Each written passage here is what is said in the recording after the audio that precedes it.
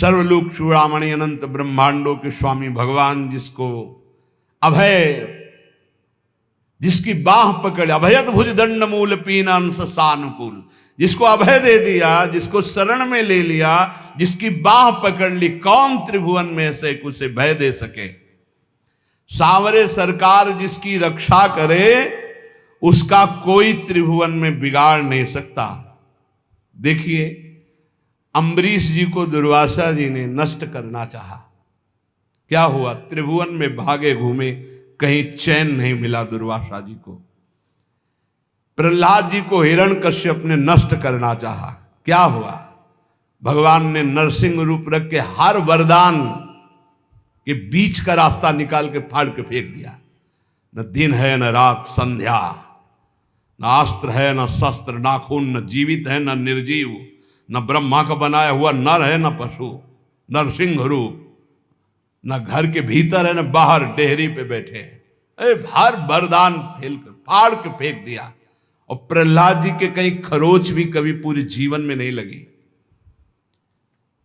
भगवत रसिक जी कह रहे, ध्रुव जी क्या स्थिति थी, चाटा मार करके गोद में भी बैठने नहीं दिया है, तो इस सिंहासन का अधिकारी, जहां पहले नारायण का भजन कर और शरीर त्याग, और मेरे गर्भ से, सुरुचि ने कहा मेरे गर्भ से, तब इस सिंहासन में जाके भगवान की आराधना, 5 वर्ष का बालक यही मधुवन में, मथुरापुरी में आकर के तपस्या की।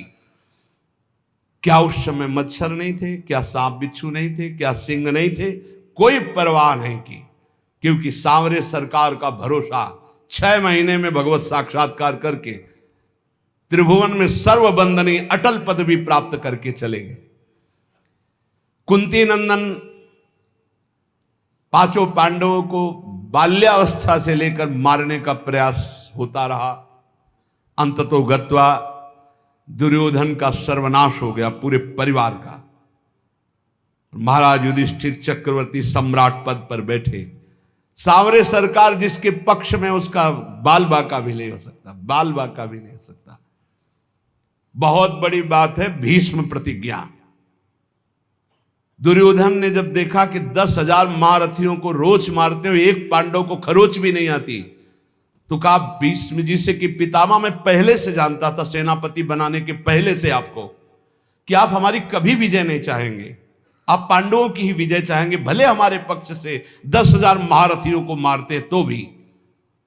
तो उनका ऐसा नहीं, मैं कोई पक्षपात नहीं कर रहा हूं, वो श्री कृष्ण द्वारा सुरक्षित है।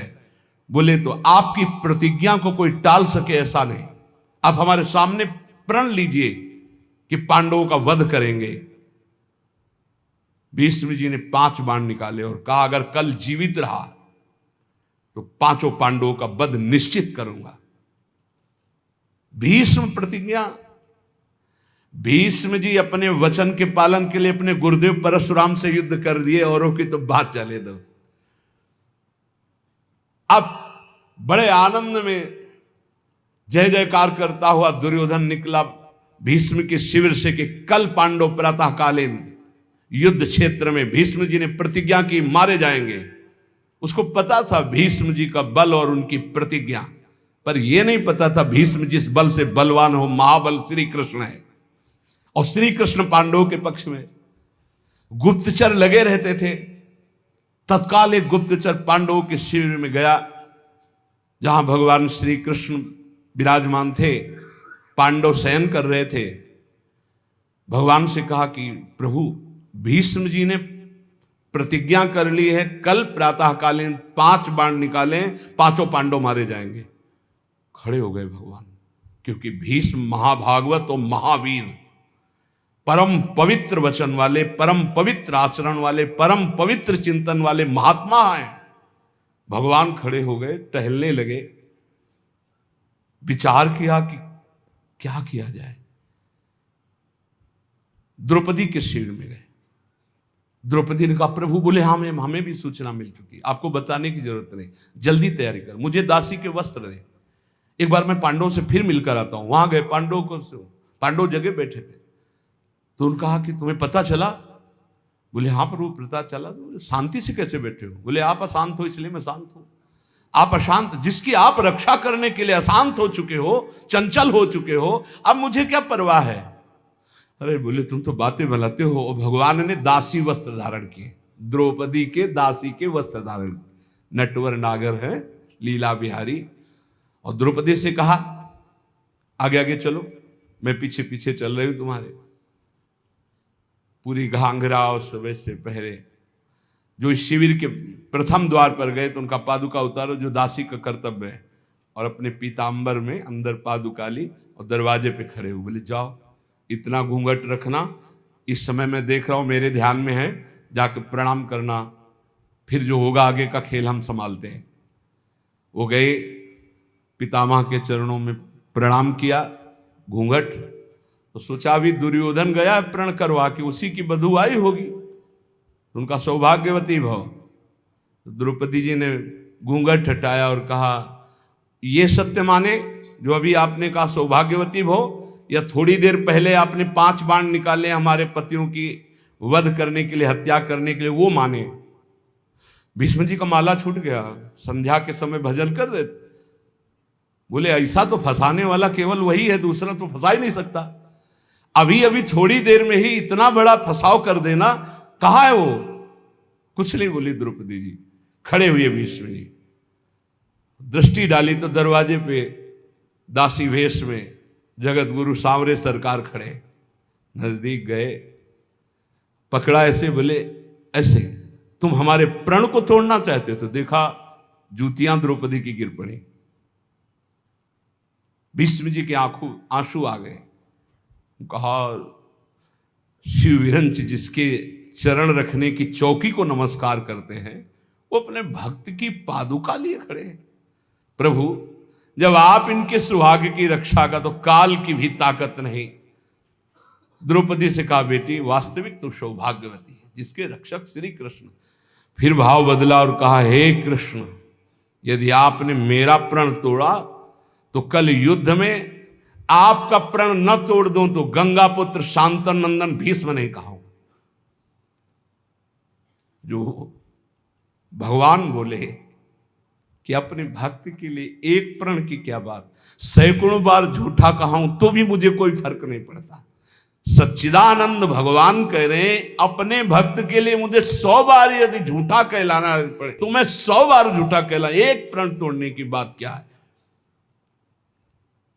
जाको राखो सांवरो ताहि न नाखे कोई, जिसकी रक्षा सांवरे सरकार करते हैं उसका कौन बाल बाका कर सकता है।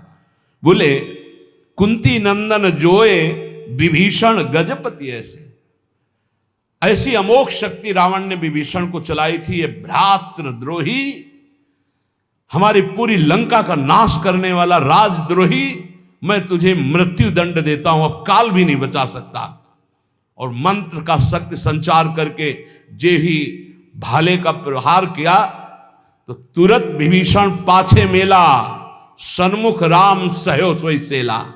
भगवान ने उसको अपनी ताकत से नष्ट नहीं किया, तुरंत विभीषण पाछे मेला, सन्मुख राम सहयो सोई सेला। उस महान शक्ति संपन्न सेला को, बर्छी को भगवान ने अपनी सीधे छाती पे सही विभीषण को पीछे कर लिया और वो शक्ति अंतर ध्यान हो गई। भगवान की कहीं सच्चिदानंद अंग में पीड़ा थोड़ी पहुंचा सकती है। कह रहे कुंती नंदन जो विभीषण गजपति जैसे। थक गया गजेंद्र जब देखा कि अब की झटके में ग्राह ले ही जाएगा, पुकारा हरि। भगवान गरुण जी को छोड़कर नंगे पैर दौड़े और सुदर्शन चक्र जी से ग्राह को परम पद और गजेंद्र को बाहर किया। जाको राखो सांवरो ताहि न नाखे कोई। विश्वास रखना चाहिए, हम भगवान की शरणागत हैं, हमारा कोई बाल बांका नहीं कर सकता। और जाको आदर हरि करे तासु अनादर कौन, जवासु अनादर हरि करे ताको आदर कौन। भगवत ऋषिक जी कह रहे हैं जिसका आदर भगवान श्याम सुंदर करें उसका आदर कौन नहीं करेगा त्रिभुवन में, सबको करना होगा। और जिसका अनादर प्रभु कर दे फिर उसका कोई आदर कर सके ऐसा नहीं है। भगवान किसी का अनादर नहीं करते हैं। पर जो भगवान की आज्ञा का उल्लंघन करता, धर्म विरुद्ध आचरण करता, पापाचरण करता है, फिर भगवान उसका अनादर कर देते हैं।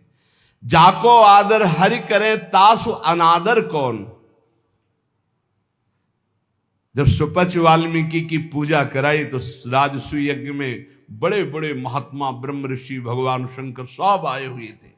सब आश्चर्यचकित हो गए कि यज्ञ की पूर्णता ऐसे अकिंचन, ऐसे दैन्य महापुरुष के द्वारा पूर्ण कराई भगवान ने।